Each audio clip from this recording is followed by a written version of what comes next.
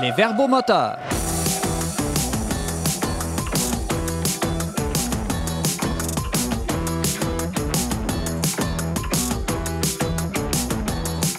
Bonjour et bienvenue au Verbomoteur. Ici votre animateur Simon Lessard, en compagnie cette semaine de 3 chroniqueurs du magazine Le Verbe, James Langlois, Benjamin Boivin et pour la première fois à cette émission, Ariane Blais-Lacombe. Bonjour. Allô Simon. Bienvenue. Alors, l'année passée, on a animé ensemble On n'est pas du monde.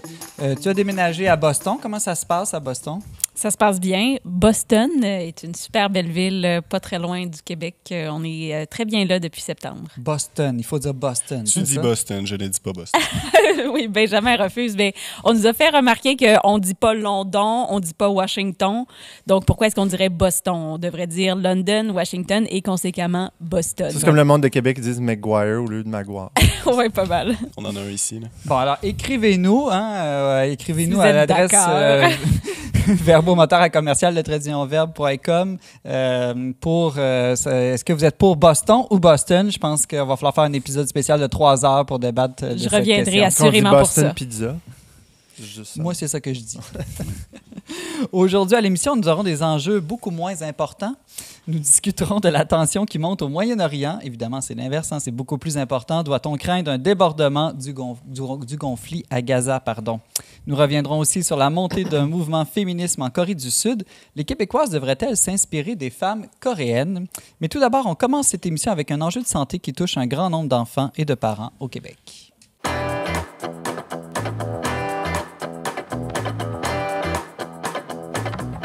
Un nouveau rapport d'experts dénonçait la semaine dernière l'approche des médecins québécois pour traiter les TDAH chez les enfants. James Langlois, le Québec est-il une société distincte aussi dans la prescription des psychostimulants là, comme le Ritalin aux enfants? Oui, bien, tout à fait. D'abord, je veux juste préciser que le fait d'actualité a surtout été présenté sous l'angle des psychostimulants, mais en fait, le rapport parlait d'une augmentation dans la prescription des psychotropes en général. Donc, on parle des psychostimulants utilisés pour le TDAH, le Ritalin, Concerta, Vivance, etc., les antidépresseurs, anxiolytiques, antipsychotiques, etc., Alouette. Mais oui, cela dit... Donc, on donne plus de pilules aux enfants au Québec qu'ailleurs? Est-ce que c'est ça? Oui, en général, aux enfants, aux jeunes adultes. Et donc, les chiffres, les données vont jusqu'au début de l'âge adulte, là, 25 ans. Cela dit, oui, les chiffres sont très clairs par rapport aux psychostimulants. Au Québec, là, le taux de prescription est 3 fois, voire 4 fois plus élevé que dans les autres provinces canadiennes et même que dans d'autres pays européens. Je vous donne un exemple. Là, de 2000 à 2020, on est passé de 1,9 % à 7,7 % de quoi? Chez les 24 ans et moins, donc au moins une prescription chez les 24 ans et moins. Puis seulement de 2020 à 2022, il y a eu une hausse de 28 % chez les 14 ans et moins. OK. Pourquoi les médecins québécois ont-ils une approche différente pour traiter les TDAH? Est-ce qu'on n'a pas tous la même science? Est-ce que la pratique médicale ne devrait pas être pareille partout? Oui, mais évidemment, ces chiffres-là nous montrent qu'il y a nécessairement des faux diagnostics. Il ne s'agit pas de dire que le TDAH n'existe pas, c'est juste un phénomène de société. D'ailleurs, il y a un rapport français qui est sorti qui a mis ensemble les résultats de 400 laboratoires en Europe, puis qui affirme que normalement, le taux de TDAH dans une société ne devrait pas dépasser à peu près les 6 %. Mais là, quelqu'un pourrait objecter, ben non, c'est l'inverse. Nous, on est en avance au Québec, on dépiste mieux qu'ailleurs. Oui, bien, de fait, tantôt, j'ai donné la statistique de 2000 à 2020, là, on est passé de 1,9 à 7,7, mais les spécialistes vont dire oui, ça c'est normal justement parce qu'on depuis les années 2000, le phénomène du TDAH a été investigué davantage, on le comprend mieux. Il a été aussi médiatisé davantage, ce qui fait qu'au Québec, on est une des sociétés où on en parle le plus, alors qu'il y a certaines sociétés où on en parle très peu. Paraît-il qu'en France, c'est assez tabou, là, par ailleurs. Mais donc, oui, il y a eu une certaine augmentation qui est normale, mais là, quand on est 3 à 4 fois plus élevé que justement ce 6 %-là, là, il y a un problème. Et tout l'enjeu ici, c'est de dire qu'il y a des faux diagnostics et d'où viennent ces diagnostics et comment on peut faire pour améliorer pour la suite. Parce qu'en 2019, déjà, les spécialistes, il y a eu une commission parlementaire sur le sujet exclusif de la prescription en lien avec le TDAH. Il y a une quinzaine de recommandations qui ont été émises par les spécialistes et là, le nouveau rapport des médecins récents, pas des médecins, mais des pédopsychiatres, etc., affirme qu'il n'y a aucune de ces recommandations qui a été mise en place jusqu'à maintenant. Quel est au fond l'enjeu? Est-ce que c'est davantage un enjeu de science, de pratique médicale ou c'est plutôt une question de société? C'est notre rapport peut-être à la médecine ou aux troubles d'attention chez les enfants qui seraient différents? Bien, c'est un peu... évidemment, c'est mélangé parce que, d'une part, une des raisons, une des causes qui est soulevée, c'est que ici au Québec, c'est très prosaïque, là, mais depuis 25 ans, Pauline Marois a mis en place le système d'assurance médicaments au public, ce qui fait qu'il y a 30 % des Québécois qui, ayant cette assurance médicaments public, lorsqu'ils ont un problème, ils vont aller consulter et tout de suite, la réponse va être pharmacologique. Mm-hmm. Alors qu'au privé, on a beaucoup plus de chances, on a beaucoup plus de possibilités d'aller consulter d'autres spécialistes. Donc, une des recommandations qui est émise ici par les experts, c'est de dire, plutôt que tout de suite procéder à une solution pharmacologique, peut-on aussi regarder les autres causes possibles, les causes psychosociales, donc faire une évaluation plus complète. Trop d'écran, par exemple. Bien, il y a plein de raisons. Trop d'écran, les problèmes familiaux, le manque de sommeil. On a même remarqué que 23 % des élèves qui étaient les derniers de classe, c'est-à-dire les plus jeunes, avaient plus de prescriptions. Donc, on voit, il y a comme souvent l'immaturité, on va dire, affective ou cognitive qui va emmener ce qui s'apparente à des symptômes de TDAH, mais qui en fait en sont pas. Donc, souvent, on s'en rend compte, il y a des causes qu'on appelle comorbides. Donc, un jeune qui fait de l'anxiété, par exemple, bien, peut présenter des symptômes aussi TDAH, mais ça ne veut pas dire qu'il y a un TDAH. Mais souvent, il va être classé comme ça. Donc, je t'écoute, là, puis je me dis, c'est aussi la faute de l'ensemble de la société ou d'un des parents qui peuvent avoir tendance à demander ou exiger aux médecins des médicaments. Bien, il ne faut pas se le cacher. Les premiers à diagnostiquer, entre parenthèses, c'est les professeurs et les parents. Souvent, les professeurs vont voir un élève qui ne rentre pas trop dans le cadre. Et là, ce qui m'amène aussi à un commentaire plus sociologique ou philosophique, c'est-à-dire qu'au Québec, peut-être on a un rapport à la norme, à l'homogénéisation des personnes qui fait qu'aussitôt que quelqu'un dépasse un peu du cadre, on va vouloir le recadrer et dire, ben lui, il a un problème. Et donc, tout de suite, on étiquette comme ça un enfant.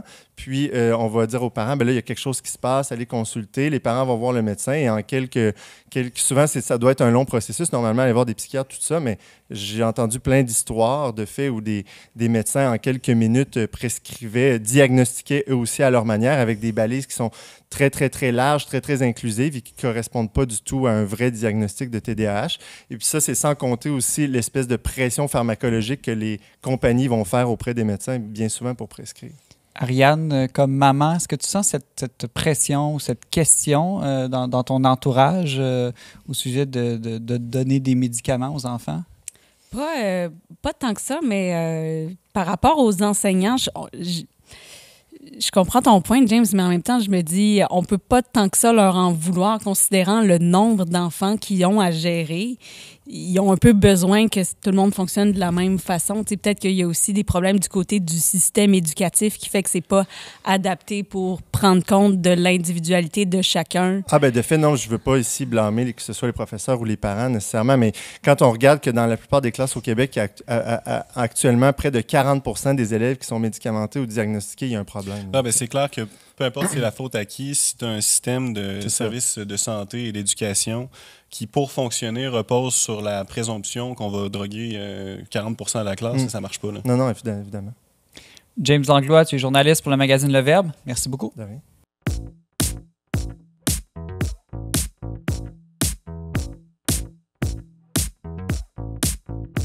En Corée du Sud, le mouvement féministe 4B, qui encourage les femmes à ne plus se marier, ne plus avoir d'enfants et ne plus même coucher avec des hommes, prend de l'ampleur.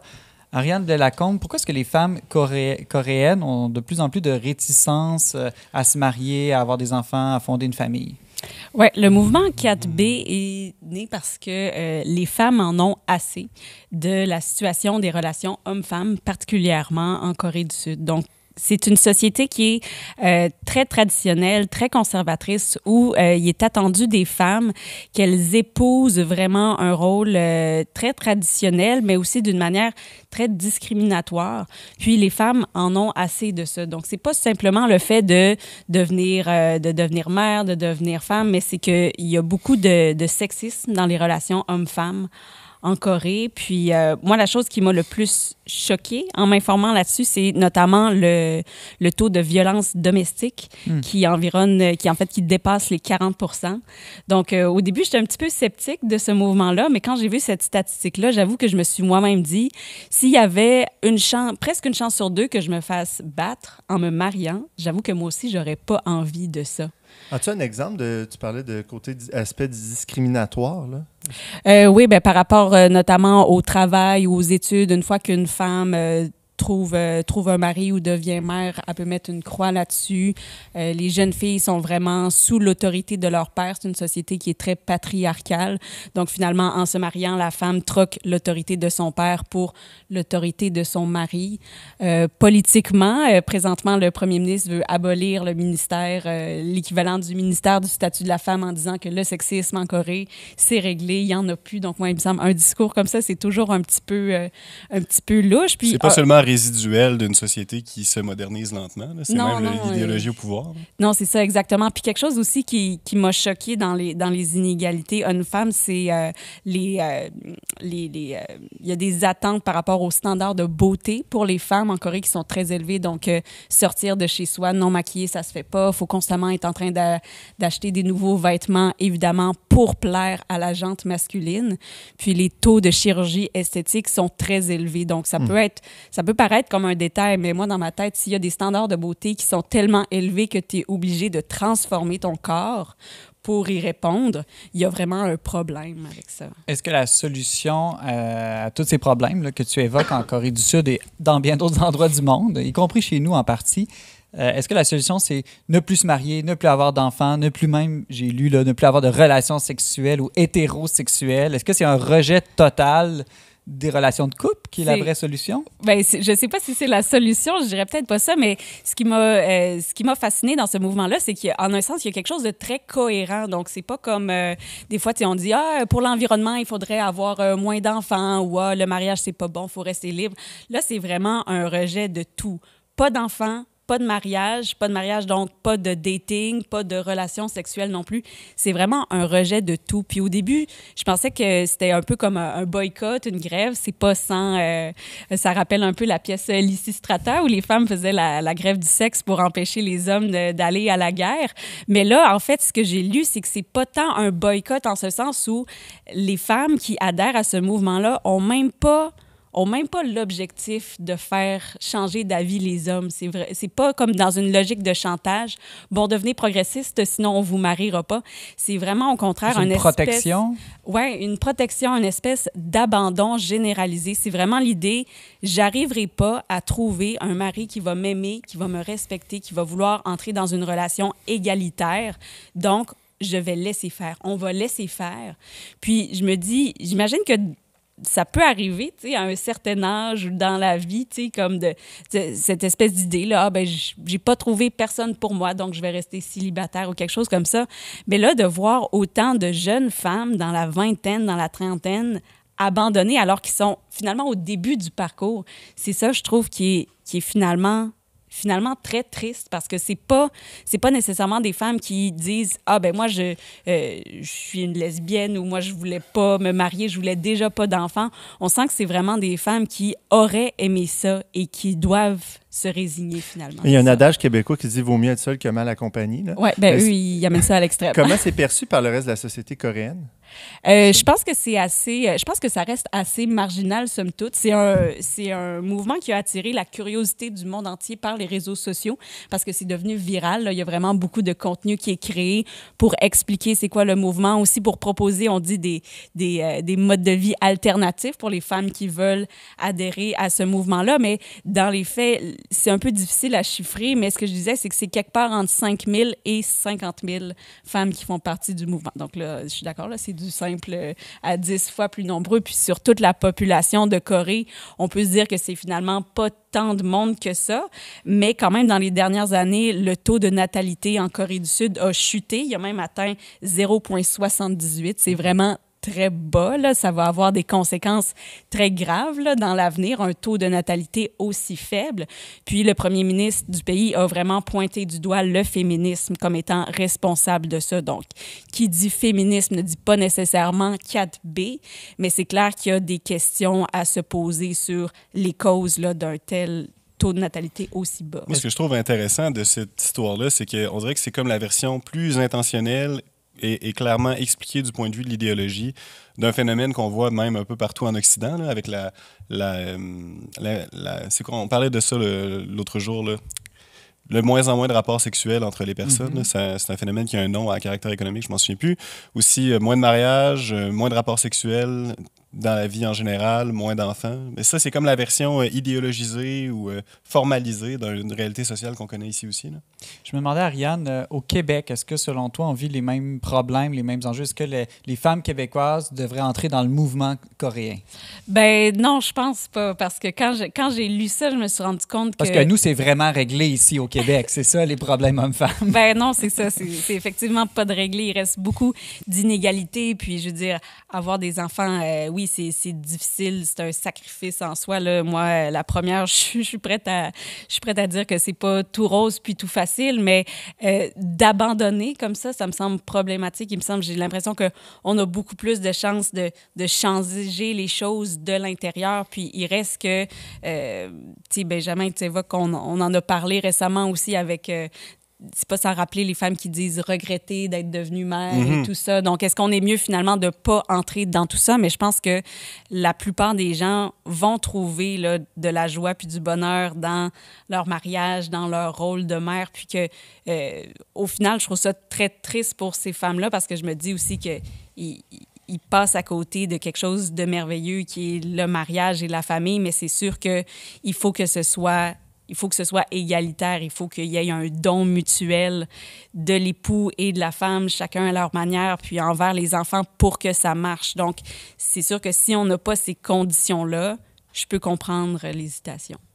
Ariane Delacombe, chroniqueuse et journaliste pour le magazine Le Verbe, merci. Merci à toi.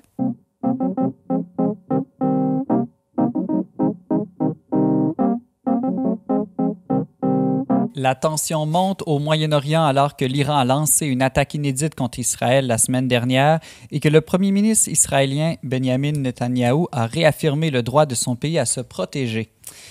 Benjamin Boivin, est-ce qu'il faut craindre une escalade ou même un débordement du conflit à Gaza en dehors d'Israël et de la Palestine? Ouais, ben de fait, le débordement a déjà lieu. Là. On a le conflit entre le Hamas et Israël, on l'a depuis plusieurs mois déjà. C'est un conflit qui déborde dans le sens où il dépasse les frontières. Il y a plusieurs alliés objectifs d'Israël et du Hamas qui sont impliqués dans des confrontations de bas niveau.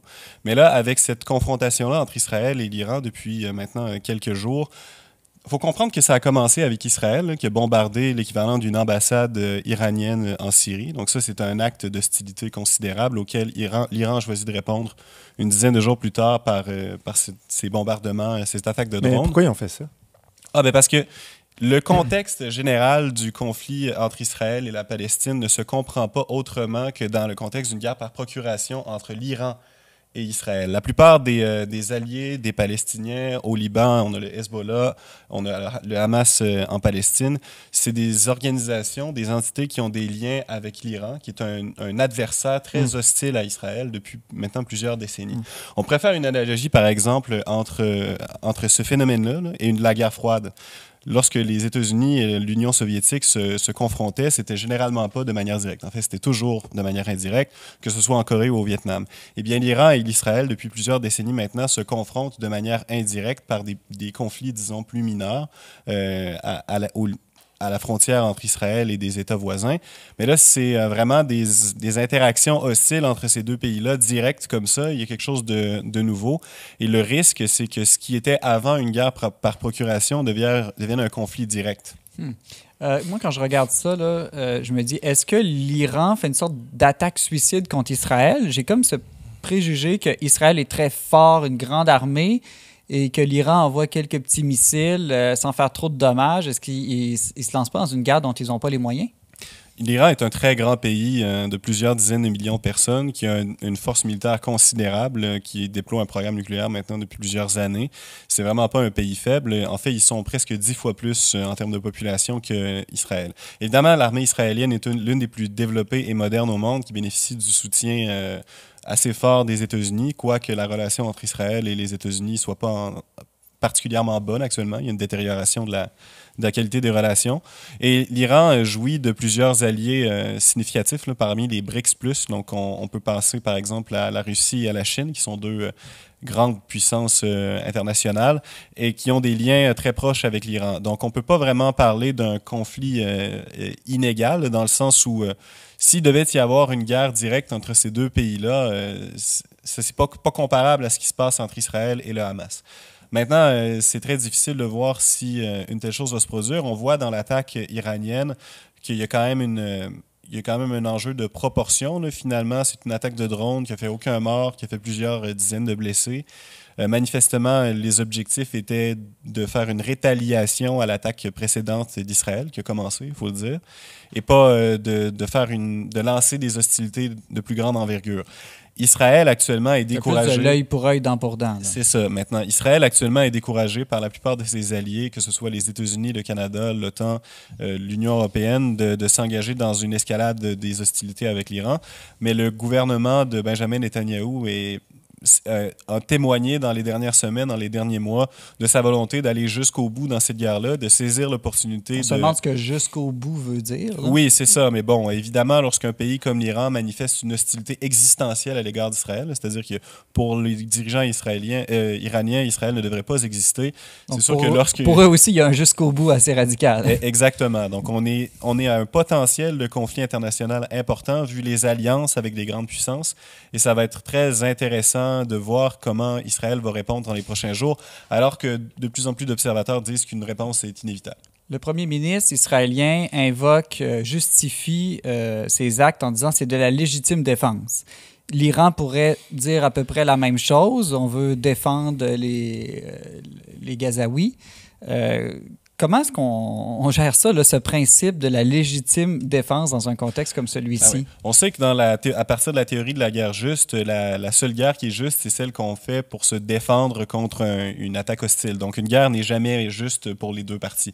Évidemment, dans une situation comme celle-là, où on a un conflit par procuration qui date depuis plusieurs dizaines d'années, faire une régression vers... Qui l'a fait en premier? Qui a commencé comme dans la cour de récré? Qui a commencé? Mais bon, dans l'immédiat, là, c'est vraiment Israël qui a d'abord attaqué un bâtiment iranien, mais en même temps, l'Iran finance les organisations hostiles à Israël. Et le 4 octobre dernier, c'était le Hamas qui a attaqué en premier Israël. Oui, exactement, le Hamas qui est soutenu par l'Iran.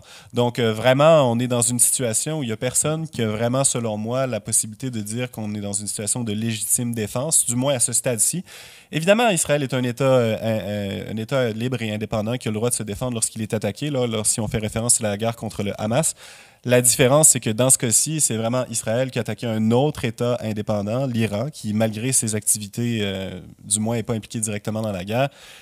C'est vraiment une situation très complexe, puis aussi un enjeu de proportion aussi. Israël déploie depuis le début de cette guerre-là des moyens qui sont complètement disproportionnés par rapport à ceux qui ont été encourus par le Hamas dans son attaque initiale. C'est ça, la légitime défense ne permet pas tout. Quand on regarde en tout cas ne serait-ce que le chiffre du nombre de morts, on voit qu'il y a une disproportion complète entre les morts israéliens et les morts, en tout cas, dans la bande de Gaza. D'ailleurs, oui, c'est le constat qui est fait par tous les observateurs internationaux. C'est le constat qui est fait également par le Saint-Siège qui appelle à la fin des hostilités puis affirme que la légitime défense ne justifie pas toute action militaire. Benjamin Boivin, chef de pupitre au magazine Le Verbe, merci pour cette analyse. Ça fait plaisir.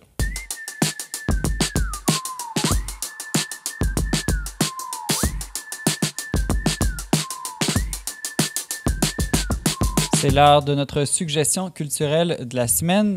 James Langlois, tu as lu un essai sur l'éducation.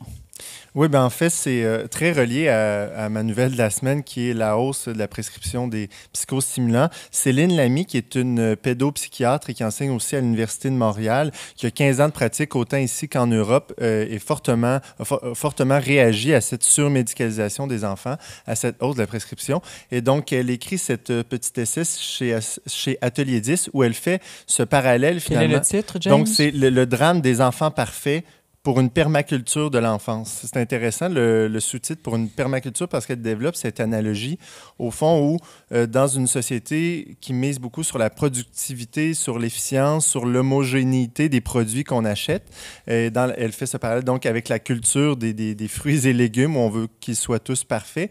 Donc, où elle rapporte ça à l'éducation, finalement, dans nos institutions, dans la famille, comme on est une société qui mise beaucoup sur ces normes-là d'efficience, de productivité. C'est ce qu'on transfère à nos enfants, où on veut qu'ils soient sans aspérité, qu'ils rentrent dans le cadre, qu'ils soient beaux, qu'ils soient parfaits. Les légumes bio, des fois, c'est plein d'imperfections. Exactement.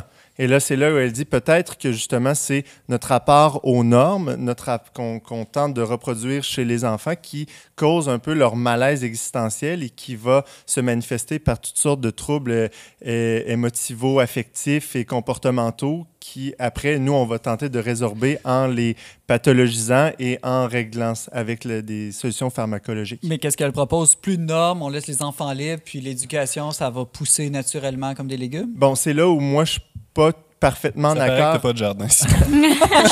Je suis pas parfaitement en accord avec toute sa vision des choses, que je trouve peut-être un peu trop rousseauiste, là, où on va dire que justement, il faut laisser tout jaillir, puis justement, les normes sont pas tout à fait bonnes. Et moi, je pense que des normes sont saines et nécessaires pour la vie en société. Après, c'est de savoir quelles normes on propose et à quel point aussi on en vient à ne plus respecter aussi les personnes quand on veut les faire entrer dans la norme. Donc, il y a ça. Puis, dans le fond, moi, je pense que les normes ici ne sont pas nécessairement le problème. Le problème, c'est les normes que notre société propose actuellement, celles de la productivité et de l'efficience, comme je le disais. Donc, ça s'appelle « Le drame des enfants parfaits pour une permaculture de l'enfance ». C'est par Céline Lamy aux éditions Atelier 10. Merci, James. De rien. Cette semaine, on se laisse en musique sur la nouvelle chanson « L'Alinéa » de l'auteur-compositeur-interprète originaire de la Rive-Sud de Montréal, Émile Bourgault. C'est tiré de son nouvel album « Tant mieux », sorti le 5 avril dernier. Pour écouter, commenter, partager cette émission, rendez-vous sur les pages Facebook et YouTube du Verbe Média. Vous pouvez aussi nous écrire à verbomoteur@le-verbe.com.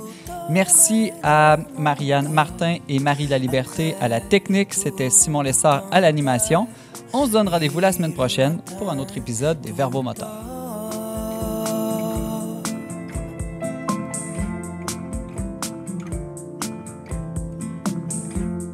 Mon cœur est un cerf-volant, mais le vent joue contre moi. S'il faut croire en attendant, emmène-moi avec toi.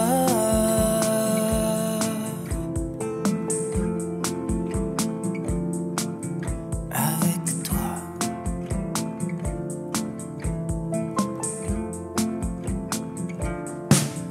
Le doute, le vide, l'anonymat.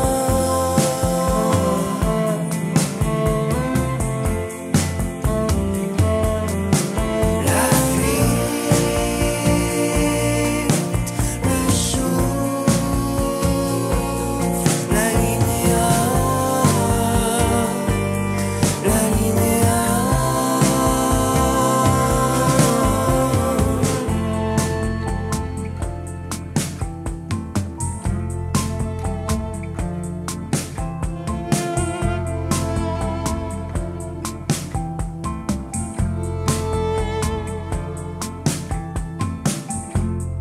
Je m'embarquerai demain, je m'inventerai voyageur. Si tu veux, prends-moi la main, deviens un voile autour du cœur.